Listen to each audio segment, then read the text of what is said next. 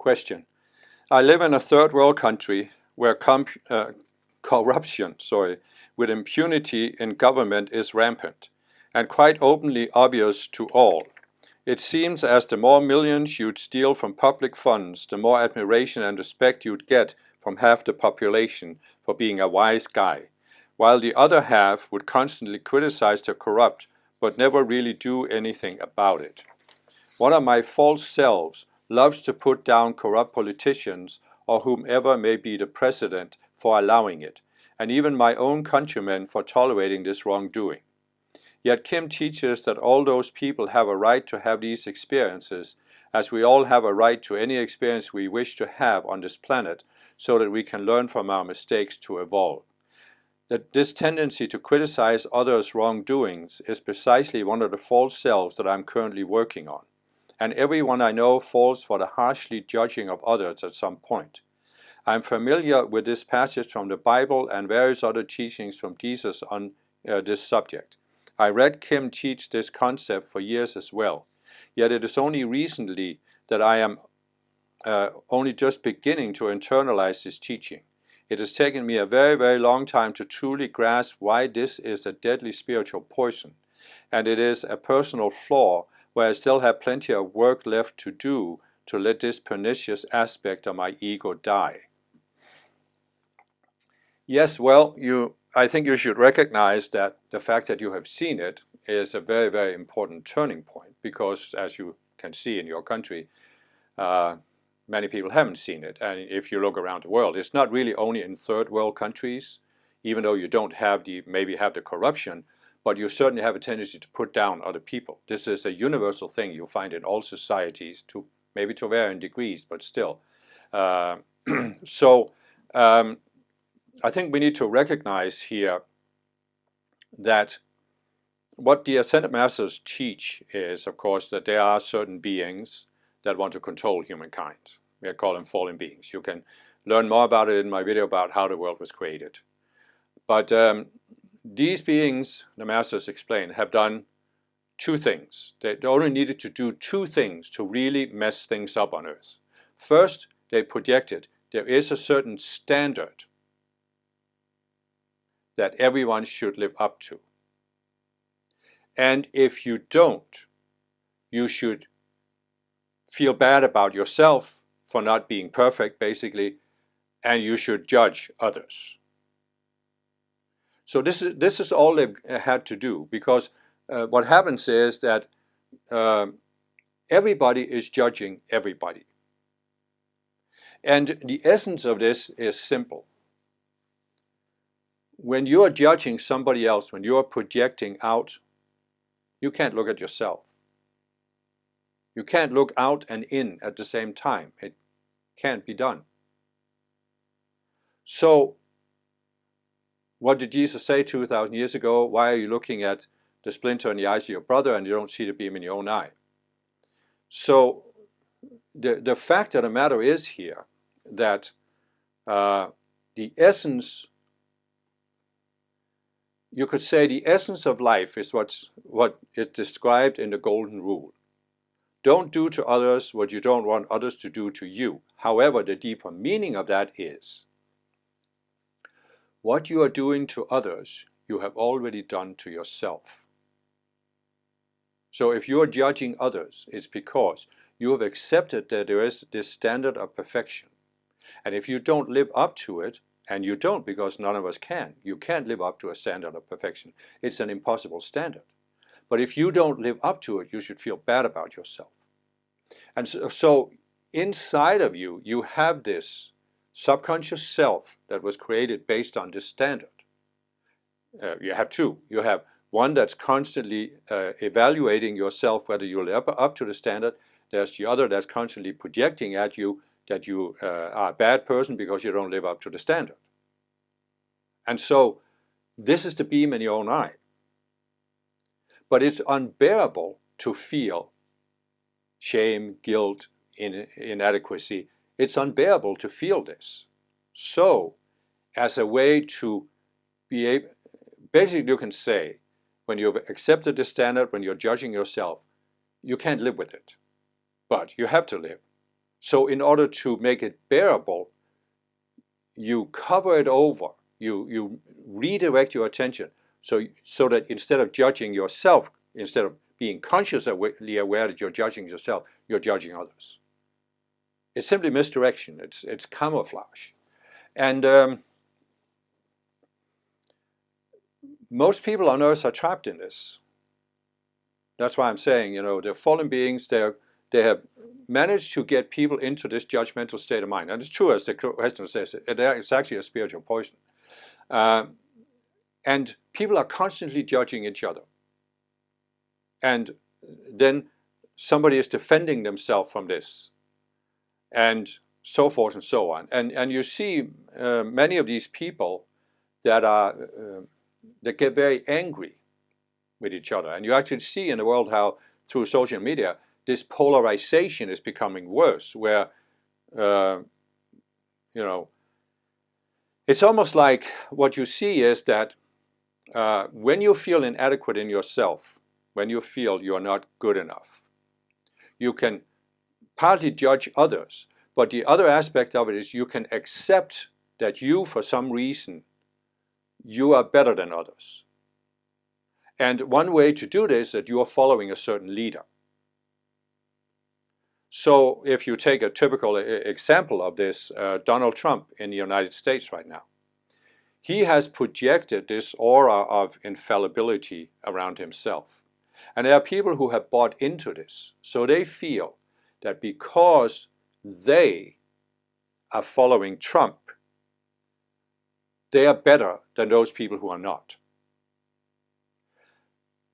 But this all rests on one thing, that Trump has to be infallible.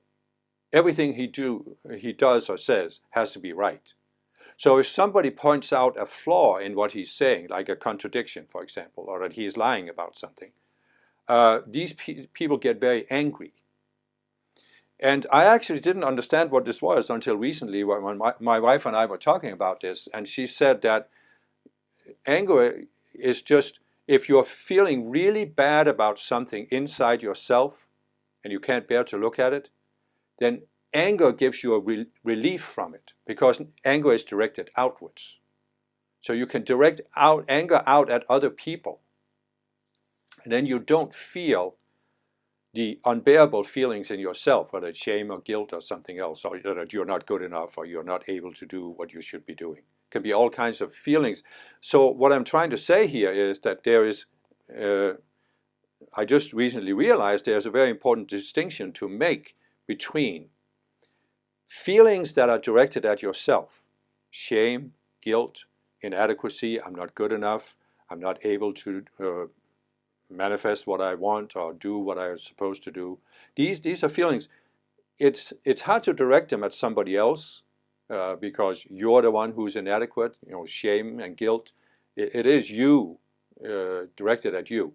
And when you can't bear those feelings, anger gives you a reprieve, because now you can direct the anger out. It's something out there that's the problem. And I think this very mechanism is behind this. And you could say that in some third world countries, people feel worse about themselves than they do in more affluent countries. Probably true. But I can assure you that even in Denmark, which is an affluent country, people are also judging each other. Maybe not quite as harshly, I don't know, but still, it's there. So all I'm trying to say is that the only way to really get beyond this is to use these teachings and tools that the Ascended Masters are given about the subconscious selves. But you can only do this if you are willing to look at these feelings in yourself that are or seem unbearable. And you have to come to a point, and I remember this in myself, it was quite difficult to come to, because I remember in my early days as an Ascended Master student, I found the Ascended Master teachings in the early 1980s, and I was very eager following the teachings, and I traveled to the United States where the headquarters of the Summit Lighthouse was, and I lived there and gave all these decrees and did everything right on the outer. But up until the early 1990s, I was really doing all this outer work as a diversion because I wasn't able to look at the pain in myself. The pain of, well, for me it was embarrassment. I felt embarrassed over certain things that I had done in my life, but I really just felt embarrassed about myself, being myself. And it was unbearable. I couldn't bear to look at it, so I wasn't necessarily, well, I had a certain tendency to judge others, but it wasn't my primary thing. My primary thing was focused on doing all this work for the Ascended Masters, so I didn't have to look at myself. And then the Masters, through Elizabeth Care Prophet, her dictations, they started talking about the need to resolve psychology. I decided to do something about it, but that required me to come to a point where I was actually willing to look into myself and look at the pain. And as I've said before, pain has this effect. It's almost like you have a hurricane in your emotional body. And it's very intense and energy swirling around. And all it says is, danger, don't go in here. But if you actually decide to walk into the pain, you come to the eye of the hurricane and you see there's nothing there. Well, there is something there in the sense that there is a subconscious self that has a certain illusion. But that illusion is an illusion, right? It's unreal. So when you come to see that, you see there's no reality to it. You may have done certain things that you feel embarrassed about or guilty about. But when you really realize, as I've talked about in many of my videos, the Earth is a reality simulator. What happens in the physical is not as important as what happens in your mind. Then you can start processing all of these feelings. You can see that a lot of it is projections from the outside, and it comes through these subconscious selves. And you can really come to a point where you expose one of these selves, you see one of these selves, and you see the unreality of it. And the moment you see, the conscious you sees that this is unreal, it's like you can feel this release. It's like you just let it go. It's like the old story of the rope and the snake. You think it's a snake, and therefore you're trying to avoid it. But when you clearly see that it's just a rope, it's like, oh, what's the big deal? What's there to be afraid of? And so that's that spontaneous release. And that's why I'm saying, you know, in terms of the question, I understand this. We have these very deeply ingrained mechanisms in our psychology. Yeah, only recently, I'm just beginning to internalize this teaching. It's taken me a very, very long time to truly grasp why this is a deadly spiritual poison. And it is a personal flaw where I still have plenty of work left to do. Yes, but that's because you haven't quite yet seen the self and seen the illusion behind it. But if you have started seeing it, you're closer than you think. And it really is just a matter of going into it, focusing on it, maybe using the tools that the Masters are given in the book Healing Your Spiritual Traumas, to really come to see that self and see why, basically what you have to do here, as I said, what you're doing to others, you've already done to yourself. So if you're judging others, because you're judging yourself. And there's a subconscious self that's judging yourself. And so what you really have to come to is to see that this self is based on this illusion, that it's necessary to judge yourself based on a certain standard. And wherever you grew up, there will be a standard. Now, this person I know is from Colombia, and Colombia is a Catholic country, and all around the Catholic world you have this. We are sinners, original sin. We were born into sin. And it could be that this is part of what you need to go in and look at and see that it's a complete fabrication. It's actually completely anti-Christ. It's against the teachings of Jesus. Because he said, "Fear not, little flock, it's your Father's good pleasure to give you the kingdom." He also said, Only the being who descended from heaven can ascend back to heaven, because you are not created as a flawed being. You never were. You are created as an extension of God's being. That is your self, your inner self. But as I said, that inner self is the conscious you and your I am presence in the spiritual realm. But here is the conscious you, which is pure awareness. It is not a sinner. There's nothing wrong with you. I actually had a period for, I think it was a couple of years, where every time I felt these projections of inadequacy, I would repeat in my mind, there is nothing wrong with me. There is nothing wrong with me, to counteract this projection. And so you may have to go deeply in to see, where is that self, where is that belief that there's something wrong with you, and that therefore you have to judge yourself and see that it's all smoke and mirrors, it's all unreal. You don't have to judge yourself. The Christ doesn't judge you. The Ascended Masters don't judge you. God doesn't judge you. God gave you free will. The only person who can judge you is you. Well, other people can as well, but still, other people's judgment can only affect you if you're judging yourself. So I would certainly focus on that, try to go deeply within that and see, why am I judging myself? Why do I believe that I have to live up to a certain standard? Is it a realistic standard? Because let's face it, if it's an unrealistic standard, you could never live up to it, so you're trying to do the impossible. And why try to do the impossible, right? It's like saying that if I had black hair, I'm a bad person, I should have blonde hair. If I have brown eyes, I'm a bad person, I should have blue eyes. I mean, it's just unrealistic, right? And what does your hair color, your eye color, your skin color, what does all that matter? It's just outer things, and I am the conscious you, I am pure awareness, I am not these outer things. And I don't have to identify myself with them. So anyway, I'm rambling, but I'm just saying there is a clear practical path that masters have outlined with these subconscious selves. And it really, the key to this is, what you're doing to others, you've already done to yourself. If you're judging others, because you're judging yourself.